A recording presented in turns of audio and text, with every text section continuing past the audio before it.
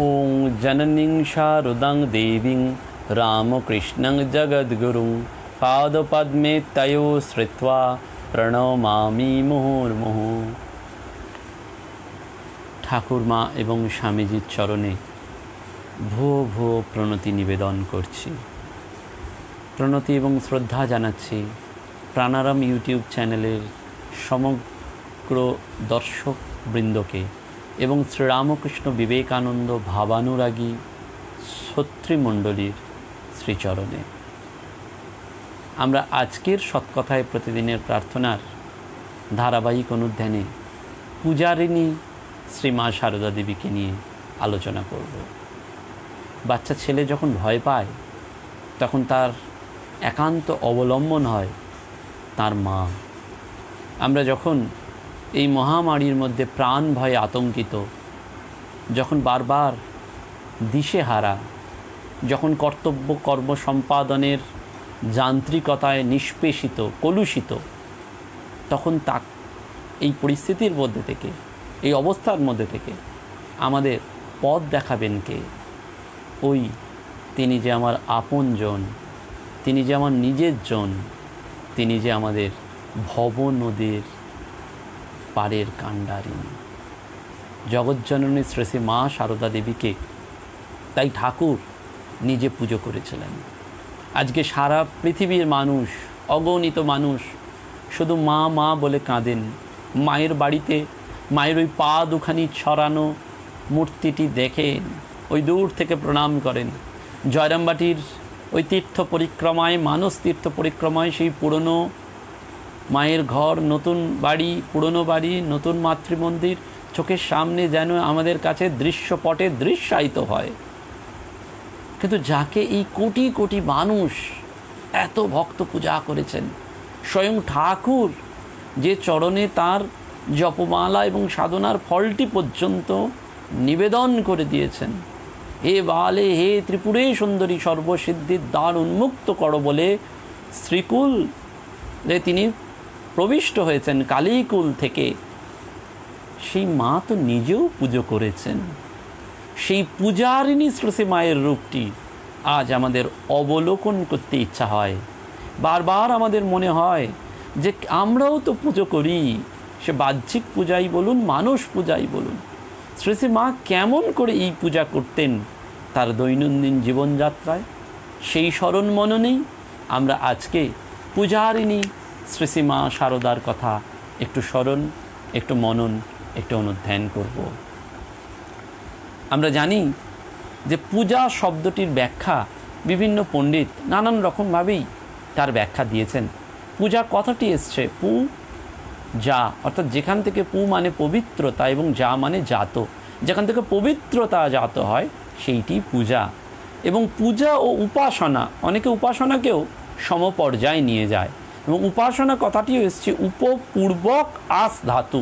উপ মানে নিকট, আর আস ধাতু মানে উপবেশন করা, অর্থাৎ ভগবানের সান্নিধ্য বোধ। উপাসনা মানে ভগবানের সান্নিধ্য বোধ। এবং এই শাস্ত্রে বারবার ঈশ্বর উপাসনা নিয়ে ডিটেলসে বলা হয়েছে, ক ধরনের উপাসনা হবে, কেমন তার রূপ, কিরমভাবে সেই উপাসনা করতে হবে। কিন্তু মূল যেটি, সেটি তো তার প্রকারভেদ তত্ত্বগতভাবে, তথ্যগতভাবে। কিন্তু মূলটি যেটি, সেটি পুজোর মূল কথা ভগবানের কাছে আত্মসমর্পণ, সারেন্ডার, পরম প্রেমময়ের কাছে নিজেকে সম্পূর্ণরূপে সঁপে দেওয়া। এবং যখনই আমাদের এই সঁপে দেওয়ার ব্যাপারটি থাকে, তখন অহংকার থাকে না, তখন কিছু চাওয়ার ব্যাপার থাকে না, তখন যেন শুধু থাকে বিলয়, তখন যেন শুধু থাকে একীভূত হয়ে যাওয়া। যাকে আমরা ভালোবাসি তার কাছ থেকে আমরা প্রতিদানে কিছু চাই না, তখন আমরা অহংকার দুষ্ট হয়েও কিছু করি না। তাই সম্পূর্ণরূপে প্রেমময়ের কাছে নিজেকে যেন উন্মুক্ত করে দেওয়া, মেলে দেওয়া, সঁপে দেওয়া, সেইটি পূজার উদ্দেশ্য। এবং আমাদের স্বাভাবিক বিষয়প্রীতি বা যে আসক্তি রয়েছে, সেই প্রীতি নশ্বর বস্তু বা ব্যক্তি থেকে সরিয়ে এনে ঈশ্বরকে অর্পণ করাই হচ্ছে পূজার মূল উদ্দেশ্য। অর্থাৎ আমাদের আসক্তি বিষয়ের প্রতি, জগতের প্রতি, ভোগের প্রতি, সেদিক থেকে সেই আসক্তিকে টার্ন ওভার করা, ওই যে ঠাকুরের কথায় মোড় ফিরিয়ে দেওয়া, সংস্কারের বদল করে দেওয়া, সেইটি পূজার লক্ষণ। এবং এইটি আমাদের হৃদয়ের অতি স্বাভাবিক এবং সতৎসারিত একটি ভাব। এই আত্মসমর্পণের দ্বারাই পূজকের আত্মলয় হয়। মহানির্বাণ তন্ত্রে এই সেবক এবং ঈশ্বরের ঐক্যকেই বলা হয়েছে পূজা। অর্থাৎ যিনি পূজা করবেন, পূজ্য এবং পূজক দুজনেই একীভূত হয়ে যাবেন, সেইটি মহানির্বাণ তন্ত্রে বলা হয়েছে, সেইটি ভাবের পুজো। অর্থাৎ দ্বৈত থেকে অদ্বৈতে আহরণ করা। এবং ব্রহ্ম এক এবং অদ্বিতীয় হলেও সাধকের হিতের জন্য মঙ্গলের জন্য নিরাকার ব্রহ্মের রূপকল্পনা করা হয়। ব্রহ্মজ্ঞানীর কাছে উপাসক এবং উপাসনা অভিন্ন হলেও চঞ্চলচিত্ত সাধকের কাছে সেবা পূজা হচ্ছে সোপান, একটা সিঁড়ির মতন। সেই জন্য সেবা পূজার দ্বারাও যে ভগবান লাভ সম্ভব, সেইটি শ্রীশ্রীমা এই যুগে দেখিয়ে দিচ্ছেন। শ্রীশ্রীমায়ের জীবনে সেই সত্যটি সম্পূর্ণরূপে প্রকটিত হয়েছে যে আমরা মনে করি ব্রহ্মজ্ঞানী যারা, যে উপাসক এবং উপাসনা, ব্রহ্মজ্ঞানী আমরা হতে পারি না। ব্রহ্মজ্ঞানীদের কাছে সেটা মনে হয়, কিন্তু যারা চঞ্চল চিত্ত তারা সেবার দ্বারা সেই সিঁড়িটাকে অবলম্বন করে যেন এগিয়ে যান। তাই সমগ্র মায়ের জীবনটিই ছিল, বা মায়ের সমগ্র জীবনটিই ছিল একটা নীরব সাধনা। তার জীবনচর্যা এমন একটি উচ্চ গ্রামে নিবদ্ধ থাকত, যেখানে অধ্যাত্ম জীবন আর লৌকিক জীবন, অর্থাৎ স্পিরিচুয়াল লাইফ আর সেকুলার লাইফ আলাদা করা যেত। আমরা যে জীবনকে সাধারণভাবে জাগতিক জীবন, লৌকিক জীবন বলি, মায়ের কাছে সেটাও ছিল ঐশ্বরিক সুষমা মণ্ডিত। সব কিছুর মধ্যে ঈশ্বরের দীপ্তি প্রকাশ উপলব্ধি করতেন তিনি। নিরাসক্ত দেবীর নিঃশব্দে তিনি পালন করতেন অনলস কর্মময় জীবন। যখন ঠাকুর ঘরে পূজা করতেন তখনও যে নিষ্ঠা ছিল, যখন ঘর ঝাঁট দিচ্ছেন, যখন বাসন মাজছেন, বিদর্ভী সন্তানদের এঁটো তুলছেন, তখনও সেই একই নিষ্ঠা এবং আন্তরিকতা। আসলে বোঝাটা এইটি যে কোন ভাব নিয়ে কাজ। দেব অর্চনা করতে গেলেও কোন ভাব নিয়ে প্রবৃত্ত হতে হয়। শাস্ত্রকাররা বলছেন দেব ভূত্তা দেবং যজেত, অর্থাৎ নিজেকে দেবস্বরূপ ভাবতে দেবতা হয়ে দেবতার অর্চনা করা। ঠাকুর সেইটি বারবার বলছেন, যার যেমন ভাব ঈশ্বরকে সে তেমনভাবেই দেখবে। যে তমগুণী ভক্ত সে দেখবে মা পাঁঠা খায় আর বলিদান দেয়। যে রজগুণী ভক্ত সে ভাত ব্যঞ্জন করে দেবে। আর যে সত্যগুণী ভক্ত সে কোনো আড়ম্বর করবে না, তার পূজা লোকে জানতে পারবে না। ফুল নেই তো কি হয়েছে, বিল্লপত্র গঙ্গা জল দিয়েই পুজো করবে, দুটো মুরকি কিংবা বাতাসা দিয়েই শীতল দেবে, কখনো বা ঠাকুরকে পায়েস রেঁধে দেবে। আর আছে ত্রিগুণাতীত ভক্ত, তার বালকের স্বভাব, ঈশ্বরের নাম করাই তার পূজা। অর্থাৎ আমাদের আর কোনো পূজা নেই, এই যে প্রতিদিনের সৎকথায় প্রার্থনা, এইটিই পূজা, ঈশ্বরের নাম। আমরা এখানে বাতাসাও দিচ্ছি না, বিল্লপত্র গঙ্গা জল পুষ্পাঞ্জলিও দিচ্ছে না, আমরা যেটি বাক্য পুষ্পাঞ্জলি দিচ্ছি, মনের পুষ্পাঞ্জলি। এই আধ ঘন্টা মনটা আমাদের ঈশ্বরের ভাবে ভাবিত, এইটি আমাদের তার সাথে যোগযুক্তি করেন। আমরা সারাদিনে এই ভাবটি নিয়ে যদি চলতে পারি তাহলে তো অশেষ উপকার, অন্তত আধ ঘন্টাও তার কথা। দক্ষিণেশ্বরে থাকার সময় থেকেই শ্রীশ্রীমা রাত 3টের সময় ঘুম থেকে উঠতেন, শৌচ স্নানাদি সেরে নিতেন। সারা জীবন এইটিই তার অভ্যাস ছিল। ঘুম থেকে উঠে ঠাকুরকে শয়ন থেকে তুলে ধ্যানে বসতেন। নহবতের পশ্চিমের বারান্দায় দক্ষিণ মুখে বসে মা ধ্যান করতেন। ঠাকুরের ফটোতে নিত্য পূজা করা মা শুরু করেন এই নহবতে থাকাকালীন। সকাল 8টা-9টার মধ্যে মা পুজোয় বসতেন। নিজে হাতে ফুল, বেলপাতা, তুলসী, দুর্বা প্রভৃতি দিয়ে পুষ্পপাত্র সাজিয়ে নৈবেদ্যের থালা নিবেদন করে নিতেন। দেবদেবীর মূর্তি এবং পট সুন্দর করে মুছে ফুল চন্দন দিয়ে সাজিয়ে দিতেন।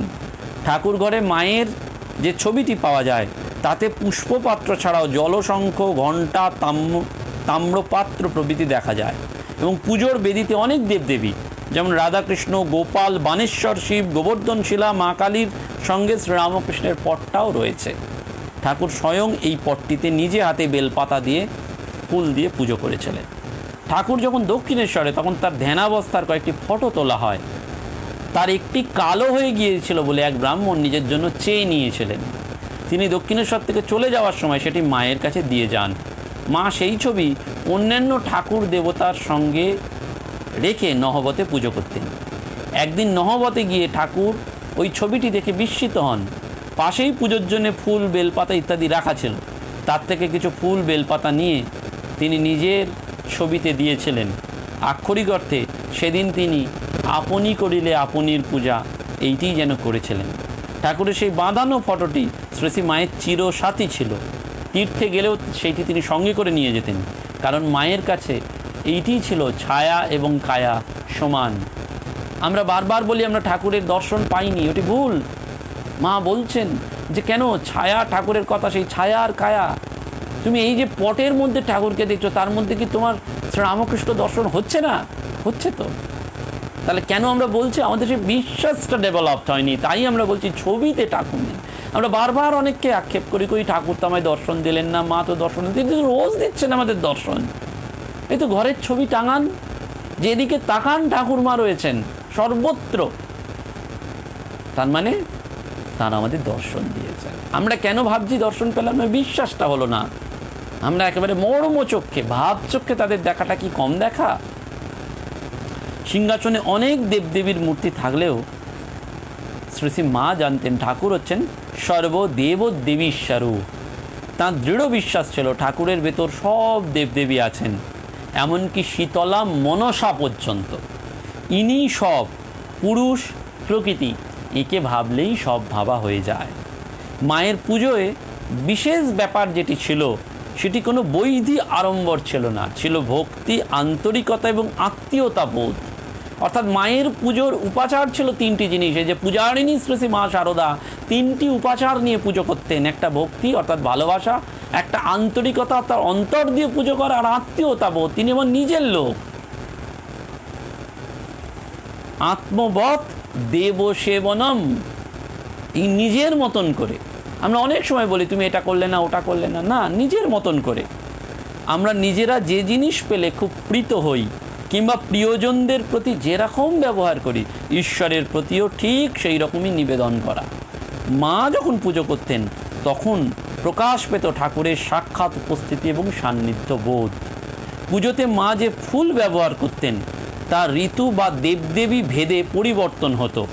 যেমন আশ্বিন মাসে শিউলি ফুল শিবের জন্য ধুতুরা ফুল, আর সাদা ফুল দেবী পুজোতে দিতেন না। ঠাকুরের প্রিয় ছিল সাদা ফুল। মায়ের সঙ্গে যারা থাকতেন তারা নিত্য সেবার এই দুর্লভ দৃশ্য দেখেছেন। এরকম একজন বলছেন, তিনি কে না প্রত্যক্ষদর্শী ভবতারিণী দেবী, সেই মায়ের বসুমতী মা ভবতারিণী। তিনি বলছেন বেলপাতা সবগুলো এক মাপের হতে হবে, ছেঁড়া ফাটা চলবে না। মার গোছানো ছিল দেখার মতন, যেন সব মিলিয়ে একটা কারুকার্য করা পঞ্চপাত্র। চন্দনটি বাটা, ফুল একটি একটি করে গুছিয়ে রাখার মধ্যে যে কি অপূর্ব কারুকার্য ছিল বলে বোঝাতে পারবো না। কত দ্রুত কাজ করতেন ভাবা যায় না। অর্থাৎ মা দেখুন দ্রুততার সাথে এত নিখুঁতভাবে করতেন। অর্থাৎ প্রত্যেকটা বেলপাতা নিখুঁত, পারফেক্ট, কোথাও কোনো ছেঁড়া ফাটা থাকবে না। শ্রী রামকৃষ্ণ সারদা মিশন বা রামকৃষ্ণ মিশনের আশ্রমে ছেলেরা বা মেয়েরা যারা পড়াশোনা করেন, বিশেষ করে যারা ঠাকুর ঘরে কাজ করেন, কাজ করার সৌভাগ্য পান, তাদের এই ট্রেনিংটা সন্ন্যাসিনী মায়েরা বা সন্ন্যাসী মহারাজরা দিয়ে থাকেন। বেলপাতা বারবার ধুতে হবে, নিটোল, যেন দাগ থাকলে চলবে না। অর্ঘ্য করার সময় একেবারে নিখুঁতভাবে চন্দনের প্রতিটি কাজ মা করতেন, এবং সেটা ওই নিরিখ সিরিক করে নয়, করছি তো করছি তা নয়, দ্রুততার সাথে সেটি করতেন। যারা দেখেছেন তারা বলছেন, এবং সেই ট্রেনিং আজও হয়। সেই জন্য বেলুড় মঠের গর্ভমন্দিরে ঢুকলে মন ভরে যায়। ঠাকুরের মালা পরানোটি লক্ষ্য করে দেখবেন, মায়ের মালা পরানোটি লক্ষ্য করে দেখবেন, মায়ের সাজানোটি লক্ষ্য করে দেখবেন। সারদা মঠে গিয়ে দেখুন সন্ন্যাসিনীরা কি অপূর্ব সুন্দরভাবে সাজাচ্ছেন, দ্রুততার সাথে কাজ করছেন। এবং ফল কাটা, পান সাজা, সেগুলো যেন ছিল তার আর্ট, একটা শিল্প, যে দেখতো অবাক হয়ে তাকিয়ে থাকত। স্বামী শান্তানন্দজি মহারাজ, যিনি হাওড়ার কাসুন্দিয়া অঞ্চলে জন্মগ্রহণ করেছিলেন, কাসুন্দিয়া মহাকালী বালিকা বিদ্যালয়ের যে গলি, সেইখানেই শান্তানন্দ মহারাজের জন্ম। সেই শান্তানন্দ মায়ের অনেক কৃপা পেয়েছিলেন। এবং আপনারা যদি রাঁচিতে যান, রাঁচি স্যানাটোরিয়ামে শান্তানন্দ মহারাজের একটি কুটির আছে, যেখানে থেকে তিনি মায়ের সাক্ষাৎ দর্শন লাভ করেছিলেন। মায়ের স্থূল শরীর চলে গিয়েছিল, কিন্তু তবুও তিনি মাকে সেখানে আবাহন করে আনতে পেরেছিলেন এবং রাঁচি স্যানিটোরিয়াম একবার খুব দুর্দশার মধ্যে পড়ে শান্তানন্দ মহারাজ বাঁচিয়েছিলেন। এগুলো দর্শনীয়। সেই শান্তানন্দ মহারাজ স্মৃতিচারণ করে বলছেন, মায়ের পূজার বেশ একটু বিশেষত্ব ছিল। তিনি আসনে বসিয়া আচমন সারিবার পর শ্রী শ্রী ঠাকুরের ফটোটি কুশি হইতে গঙ্গা জল দিয়া স্নান করাইতেন এবং সযত্নে মুছাইয়া দিয়া কপালে চন্দনের টিপ পড়াইবার পর ধীরে ধীরে সিংহাসনে বসাইয়া দিতেন। ইহার পর গোপাল প্রভৃতি দেবতাদের বিগ্রহগুলি তাম্র কুণ্ডে রাখিয়া একযোগে স্নানান্তে ভালো করিয়া মুছিয়া রাখিতেন। ক্রমে ঠাকুরকে অর্ঘ্য এবং পুষ্পাদিতে সাজাইবার পর নৈবেদ্য নিবেদন করিয়া মাও ধ্যানস্থা হইতেন। অর্থাৎ এই ছিল মায়ের পুজো। কিভাবে স্নান করানো, কিভাবে মোছা, কিভাবে নৈবেদ্য নিবেদন করা। এবং বাহ্য পুজোর থেকেও গভীর ভাবব্যঞ্জক ছিল মানস পূজা। মনে মনে সমস্ত উপচার তাকে নিবেদন করা। মা তার এক সন্তানকে এই সাধন সম্পর্কে বলেছিলেন, মনে মনে ঠাকুরকে স্নান করাচ্ছ, খাওয়াচ্ছ, পুজো করছো, হাওয়া করছো, এইরূপ চিন্তা করবে। অর্থাৎ মানস পূজা। মনে মনে আমরা ঠাকুরের যেন পা টিপে দিলাম, একটু মনে মনে ঠাকুরকে গিয়ে একটু বাতাস করলাম, মনে মনে ঠাকুরকে চান করিয়ে দিলাম। সেই সময় যে আন্তরিকতা, ওই যে আন্তরিকতা, ভক্তি আর আত্মীয়তা, এইটি উপচার। এবং মায়ের এই সংক্ষিপ্ত উপদেশের ভাবটি আমরা মহানির্বাণতন্ত্রের সাথে একেবারে হুবহু মিলে যায়, সেটা দেখতে পাই। সেখানে মানস পুজোর একটি অপূর্ব বিধান রয়েছে। সেটি কি না, দেবীর অধিষ্ঠানের জন্য আসন হলো হৃৎপদ্ম, পাদ্য হলো সহস্রার্চ্যুত অমৃত এবং মনকে অর্ঘ্যরূপে নিবেদন করা। অর্থাৎ মনটাকেই অর্ঘ্য হিসাবে দাও। হৃদয়েতে হচ্ছে আসন, আর পাদ্য হচ্ছে সহস্রার্চ্যুত অমৃত। আচমন এবং স্নানের জন্য দিতে হয় সেই সহস্রার্চ্যুত অমৃত। আকাশ তত্ত্ব হবে বস্ত্র এবং গন্ধ তত্ত্ব হবে গন্ধ। চিত্তকে পুষ্প, প্রাণকে ধূপ এবং তেজস তত্ত্বকে দীপ এবং অমৃত সমুদ্রকে নৈবেদ্য কল্পনা করে নিবেদন করা। অর্থাৎ আমাদের চিত্তই হচ্ছে পুষ্প, প্রাণকে ধূপ এবং অনাহত ধ্বনি ঘণ্টা রূপে, বায়ুতত্ত্ব চামর রূপে এবং সহস্রদল পদ্ম সহস্রার ছত্র রূপে, শব্দতত্ত্ব সঙ্গীত রূপে, এইভাবেই মনের চাঞ্চল্য নৃত্য রূপে নিবেদিত হয়। অর্থাৎ প্রত্যেকটা, দেখুন মনের চাঞ্চল্যটা যেন নাচ, ভগবানকে আমি নৃত্য প্রদর্শন করছি। এবং বায়ু, এই যে বাতাস, সেটা যেন চামর রূপে, আমার ভেতরে যে অনাহত ধ্বনি আমরা শুনতে পাচ্ছি সেটা যেন ঘণ্টা। এবং সেটির জন্যেই ভাবপুষ্প বলছে, 10টি ভাবপুষ্প এরকম রয়েছে। ভাবের দ্বারা নিজের অভিপ্রেত ভাব সিদ্ধির জন্য এই ভাবপুষ্প। সেটি কি? অমায়া, অনহংকার, অরাগ অর্থাৎ অনাসক্তি, অমদ, অমোহ, অদম্ভ, অদেশ, অক্ষোভ, অমাৎসর্য এবং অলোভ। এইটি হচ্ছে 10টি ভাবপুষ্প। অর্থাৎ সব এগুলো নেই। অর্থাৎ তুমি অমায়া, কোনো মায়া নেই। অনহংকার অর্থাৎ কোনো অহংকার নেই। অরাগ, কোনো আসক্তি নেই, সম্পূর্ণ অনাসক্তি। অমদ, অমোহ, অদম্ভ, এইগুলি হচ্ছে ভাব পুষ্প। এবং এতে রয়েছে অহিংসা, ইন্দ্রিয় নিগ্রহ, দয়া, ক্ষমা, জ্ঞান, এই 5টি আরও পুষ্প। এই 15 ভাব পুষ্পের দ্বারাই দেবীর পূজা বা অর্চনা করা হয়। এবং দুর্বা চয়নের ব্যাপারেও মা যথেষ্ট যত্নশীল ছিলেন। ঠাকুরের জন্য দুর্বার মাঝের শীষটা ফেলে দিয়ে তিনি 3টে দল রাখতেন। শিব পুজোতেও ঠিক এরমভাবেই দুর্বা তিনি লাগাতেন। যেখানে পুজোর জন্য ফুল পাওয়া যেত না, মা সেখানে তুলসী আর জল দিয়েই পুজো করতেন। কারণ তিনি বলতেন, শ্রী মা, যে তুলসী হচ্ছেন অতি পবিত্র। তুলসী পাতা যেখানে থাকবে সেখানে সব শুদ্ধ হয়। এক সেবক তার স্মৃতিকথায় বলছেন, মায়ের প্রতিদিনের ঠাকুর পূজার জন্যে আমি অর্থাৎ সারদেশানন্দজি ফুল বেলপাতাদি চয়ন করে আনতাম। একদিন তুলসী পাতা আনতে ভুল হওয়ায় মা অতিশয় দুঃখিত হন এবং বলেন, তুলসী আনোনি? তুলসী কত পবিত্র, যাতেই তুলসী দেবে সেইটি শুদ্ধ হয়ে যাবে। তখন তিনি ব্যস্ত হয়ে তুলসী পাতা এনে দেন এবং সারা জীবন সারদেশানন্দজি তুলসীর প্রতি বিশেষ অনুরাগী হয়ে পড়েন। প্রতিদিনের পুজো শেষে মা মাটিতে মাথা স্পর্শ করে ঠাকুর প্রণাম করতেন। তারপর চরণামৃত পান করবার সময় পূজার নির্মাল্য থেকে একটি প্রসাদী তুলসী এবং এক টুকরো বেলপাতা মুখে দিতেন। এছাড়া মায়ের বিশেষ গঙ্গা প্রীতি ছিল। পূজার সময় কিভাবে সতর্ক থাকা উচিত সেটিও মা বলছেন। সেবা অপরাধ যাতে না হয় সেদিকে লক্ষ্য রাখতে হয়। চন্দনে যেন খিঁচ না থাকে। পুজো বা পুজোর কাজের সময় যেন নিজের কোনো অঙ্গে চুল বা কাপড়ে হাত না লাগে। একান্ত যত্নের সঙ্গে এইসব করা চাই। আর ভোগরাগ সব ঠিক সময় দিতে হয়। বেলা 12টার পর বলা হয় রাক্ষস ভোগ, রাক্ষসী খাবার, সেই জন্য তার আগেই সমস্ত ভগবানকে ভোগ নিবেদন করতে হয়। পুজোর সময় কাজের সময় নিজের কোনো অঙ্গে বা চুলে কাপড়ে হাত লাগানো যাবে না। আমরা অনেক সময় করতে করতে কাপড়ে হাত দিয়ে দিই। দেখুন এতে কি হয় আমরা জানি না, সেবা অপরাধ। এই যে আমাদের কর্মফল ভুগতে হয় না, সারা জীবনে একটা মানুষ অনেক সৎ কাজ করলেন, ভালো কাজ করলেন, বুঝতেই পারলাম না কেন হলো।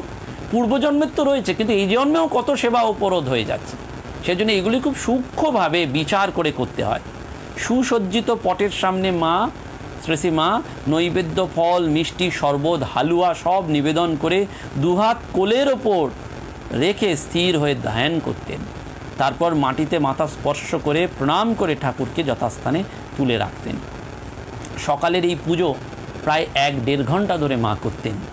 শ্রেষী মা নিরলসভাবে এই সব কাজ যথাসময়ে করতেন এবং চাইতেন সকলে যেন সময়ের ব্যাপারে নিষ্ঠাবান থাকেন।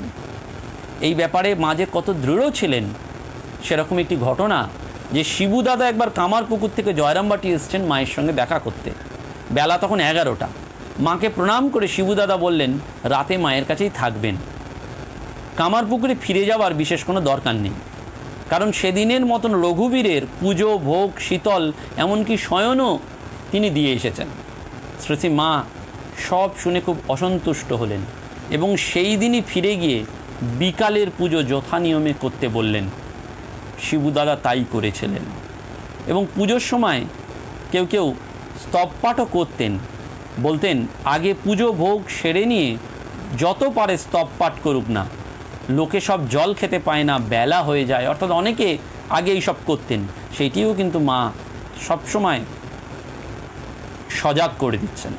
এবং শ্রেষী মা পুজো করতে বসে কেমন তন্ময় হয়ে যেতেন সেটি যোগিন মা বলছেন যে শ্রী মা পুজো করিতেছেন, দরজা ঈষৎ উন্মুক্ত, ওই ফাঁক দিয়া তিনি দেখলেন মা খুব হাসিতেছেন। এই হাসিতেছেন আবার কিছুক্ষণ পরেই কাঁদিতেছেন, দুই চোখের ধারার বিরাম নাই। কতক্ষণ যে এইভাবে মা ছিলেন, অর্থাৎ একেবারে ভাবের পুজো, ধ্যানস্থ হয়ে যেতেন। সরজুবালা দেবী তিনি বলছেন যে মা সলজ্জ বধূটির মতন ঠাকুরকে যেন বলছেন এসো খেতে এসো। আবার গোপাল বিগ্রহের কাছে এসে বলছেন এসো গোপাল খেতে এসো। আমি তখন তার পেছনে দাঁড়িয়ে হঠাৎ আমার দিকে দৃষ্টি পড়তেই হেসে বললেন সকলকে খেতে ডেকে নিয়ে যাচ্ছি। এই কথা বলে মা ভোগের ঘরের দিকে চললেন এবং দুপুরের রান্নাঘরে ভাত, ডাল, মাছ, তরকারি তখন সব ঠাকুরের উদ্দেশ্যে নিবেদন করা হতো। খাবার সময় মা ঠাকুরঘর থেকে সব দেবদেবীকে এইভাবেই যেন আহ্বান করে নিয়ে যেতেন। এবং মায়ের কাছে ঠাকুরের ফটো ছিল একেবারে জীবন্ত। একদিন জয়রামবাটিতে দুপুরের আহারের পর মা বিশ্রাম করছেন, তন্দ্রাচ্ছন্ন অবস্থায় দেখলেন ঠাকুর মেঝেতে রয়েছেন। হঠাৎ তার ঘুম ভেঙে গেল। তাড়াতাড়ি তিনি ঠাকুর ঘরে গিয়ে দেখেন যে সিংহাসনে ঠাকুরের ছবি থেকে সেদিন ফুলগুলো সরানো হয়নি আর তাতে পিঁপড়ে লেগে রয়েছে। মা তাড়াতাড়ি ফুল ছড়িয়ে দিলেন এবং সেদিনের পূজককে ভবিষ্যতের জন্য সাবধান করে দিলেন। মা বললেন ছায়া নয়, কেবল এই পটে কায়া অর্থাৎ স্বয়ং ঠাকুর বিদ্যমান। দেবতাদের উদ্দেশ্যে ভোগ নিবেদন করা হলে তিনি তা গ্রহণ করেন কিনা সেই বিষয়ে যখন প্রশ্ন উঠেছিল তখন মা খুব জোরের সঙ্গে বলেছিলেন খান বই কি বাবা, প্রাণের ভেতর থেকে নিবেদন করলে তারা নিশ্চয়ই গ্রহণ করেন। আর ঠাকুর আছেন কি না এটা জিজ্ঞেস করলেও তিনি বলতেন হ্যাঁ, আজকাল মাঝে মাঝে এসে খিচুড়ি আর ছানা খেতে চান। মানুষ খেলে যেমন আমরা বুঝতে পারি, ঠাকুর গ্রহণ করলে তেমন কোনো চিহ্ন থাকে না কেন? তখন মা বলছেন তার চোখ থেকে একটা জ্যোতি বার হয় এবং সব জিনিস চুষে দেখে, তার অমৃত স্পর্শে সেটি আবার পরিপূর্ণ হয়, তাই কমে না। ঠাকুরকে নিবেদন করলে তিনি তা গ্রহণ করেন। মা এটি দেখতে পেতেন। এবং মায়ের তীর্থসঙ্গী লাটু মহারাজ একবার বলছেন বৃন্দাবনে ঠাকুরের ছবিতে ফুল দিয়ে শ্রেষী মা রোজ পুজো করতেন আর একটা কৌটো নিজের মাথায় ছুঁয়ে রেখে দিতেন, অর্থাৎ যেটিতে অস্থি, ঠাকুরের অস্থি থাকতো সেটি তিনি মাথায় ছুঁয়ে রেখে দিতেন। আমরা তন্ত্রে যে 3 রকমের পুজোর কথা জানি, নিত্য, নৈমিত্তিক এবং কাম্য পুজো। সে নিত্য পুজো রোজ করতে হয়, না করলে অপরাধ হয়। নৈমিত্তিক পুজো নির্দিষ্ট তিথিতে করতে হয়, আর কাম্য পুজোতে থাকে ফল লাভের আশা। এছাড়াও গুণভেদে সাত্ত্বিক, রাজসিক এবং তামসিক এই পুজোও রয়েছে। কিন্তু শ্রী মায়ের পুজো ছিল সাত্ত্বিক রাগাভক্তির পুজো, যেখানে প্রধান অঙ্গই ছিল জপ, ধ্যান এবং আত্মসমর্পণ। নিত্যদিনের পুজোর ছাড়া কখনো কখনো নৈমিত্তিক পুজোও মা করেছেন। কোয়ালপাড়া আশ্রমে মা নিজে এখানে ঠাকুরের পট প্রতিষ্ঠা করেন।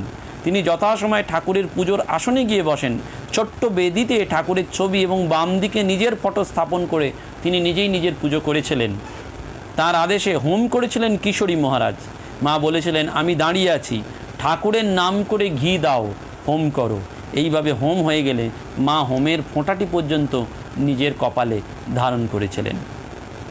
বাগবাজারে 16 নম্বর বোসপাড়া লেনের বাড়িতেও শ্রীমা ঠাকুরের পুজো করে নিবেদিতা বিদ্যালয়ের শুভ সূচনা করেছিলেন।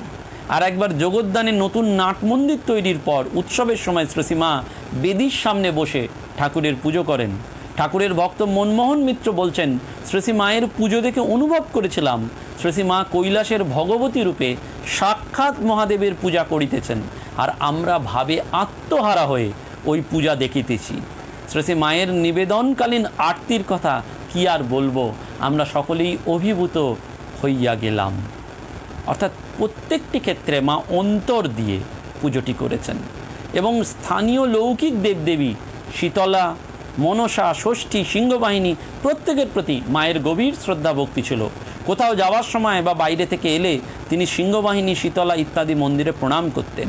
কোথাও যেতে গেলে হেঁটে মন্দিরে প্রণাম করে তারপর পালকিতে উঠতেন। একবার বাগবাজারে সরস্বতী পুজো মা নিজে হাতে করেছিলেন বলে জানা যায়, এবং মায়ের বাড়ির ঠাকুর ঘরে পুজোর আয়োজন করা হয়েছিল। প্রতিমা আনা হয়েছিল কুমোরটুলি থেকে। পুজোর আরেকটি বিশেষ গুরুত্বপূর্ণ বিষয় মন্ত্র। পুজোর বিধি অনুসারে বিভিন্ন দেবদেবীর পুজো পদ্ধতি এবং মন্ত্রও বিভিন্ন। সেই মন্ত্রগুলি এক একটি বিশেষ ভাবের প্রকাশ, যে বোধের জাগরণ অস্ফুট স্বরে বা স্ফুট চিন্তাই হচ্ছে মন্ত্র।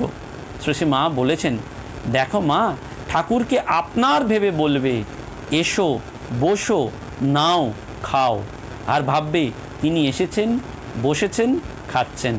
আপনার লোকের কাছে কি মন্ত্রতন্ত্র লাগে? ওসব হচ্ছে যেমন কুটুম এলে তাদের আদর যত্ন করতে হয়, সেই রকম। আপনার লোকের কাছে ওই সব লাগে না। তাকে যেমনভাবে দেবে তেমনভাবেই নেবেন। তবে ক্ষেত্র বিশেষে মা পুজোর মন্ত্র এবং নিয়মাদিও শিখিয়ে দিতেন। শুদ্ধ পবিত্রতার প্রতিমূর্তি শ্রী মা সারদা দেবী যে মন নিয়ে পূজা অর্চনা করতেন, আমাদের সেই শুদ্ধ বোধ কোথায়? আমরা তো সেই শুদ্ধ বোধের অধিকারিণী নই। তাই মা আমাদের আশ্বাস দিয়ে বলেছেন, তবে কি জানো, মানুষ অজ্ঞ জেনে তিনি ক্ষমা করেন। অর্থাৎ আমাদের পুজোয় যাই দোষ হোক না কেন, তিনি আমাদের ক্ষমা করে দেবেন। এই এত পূজার আয়োজন কেন তিনি করেছিলেন? না, এই লোকহিতের জন্যে। শ্রীরামকৃষ্ণ যেমন দীর্ঘ সাধনার শেষে জগন্মাতা শ্রী সারদা দেবীর চরণে সব কিছু সমর্পণ করেছিলেন, তেমনি শ্রী মাও তার প্রতিটি কর্মে, প্রতিটি ভাবনায়, প্রতিটি আচরণে শ্রীরামকৃষ্ণময় হয়ে গিয়েছিলেন। তাই তো তিনি রামকৃষ্ণ গতপ্রাণা। ঠাকুর যেমন আমাদের মা ডাক শিখিয়েছেন, ঠাকুর যেমন বারবার বলতেন মা মা বলে ডাকো, শ্রী মাও আমাদের একটি ডাক শিখিয়েছেন, সেটি ঠাকুর বলে ডাকতে। চৈতন্য অবতারের লীলা সঙ্গিনী বিষ্ণুপ্রিয়া যেমন প্রথম মহাপ্রভুর পুজোর প্রবর্তন করেন বলে জানা যায়, তেমনি শ্রী রামকৃষ্ণ অবতারে শ্রী মাও ঠাকুরকে নিজে পুজো করে জগৎকে শেখালেন। ঠাকুর যেমন মা, তেমনি মা ঠাকুর দুজনেই অভেদ। এই দুজনকে ডাকা মানেই সেই এককে ডাকা, সেই পরব্রহ্মকে ডাকা। আর সেই ডাকাই হচ্ছে পূজা, সেখান থেকেই পবিত্রতা। সে বাহ্য পূজা, মানস পূজা হোক না কেন, কিংবা এই বাংময়ী পুষ্পাঞ্জলি, আমাদের এই বাক্যমনের পুষ্পাঞ্জলি দিয়েই আমরা মায়ের চরণে সেই পূজাটুকু করলাম। সকলকে প্রণাম জানিয়ে আজকের অনুষ্ঠানে এখানেই পরিসমাপ্তি। নমস্কার, ধন্যবাদ।